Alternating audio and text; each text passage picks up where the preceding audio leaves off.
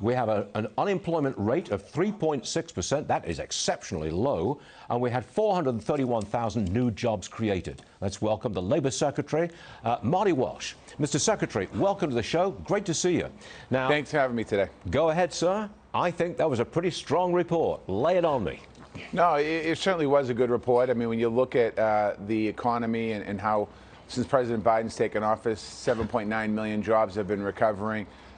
You know, we saw an uptick in labor participation, which is really important number right now as we think about moving forward. So we continue good reports into 2022.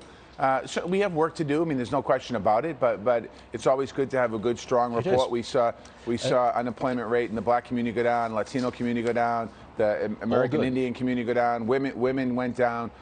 You know, the signs. As you said earlier, April's a good month right now. But here's the problem: you got people moving around and getting a new job, and where they get the new job, that's all good. But then they get their paycheck, and the paycheck gain is wiped out by inflation.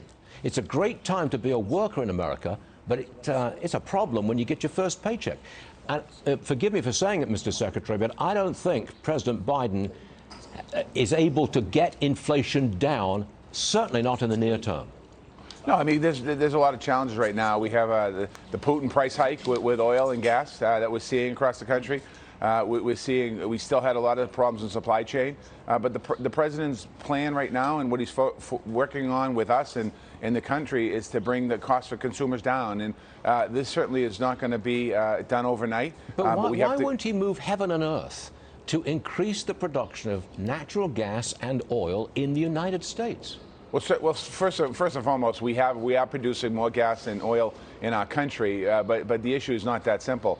We can't produce enough of it to make up for the world supplies that have been cut back on. It's just not logistically possible. And so what we have to do is continue to work on these issues as we continue to move forward here. You got to try. You got to try. No, he's certainly trying. There's no question about it. He talked about it yesterday. I mean, he's trying every day. I mean, I think almost every single day the president addresses the nation or addresses the press corps.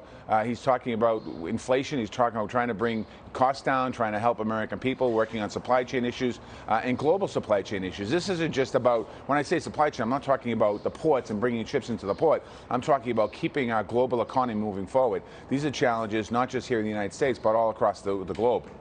Okay, Mr. Secretary, look, thanks very much for taking time out on a busy day to be with us this morning. We do appreciate it, sir. Many thanks. Thank you for having me. Yes, sir. Thanks a lot.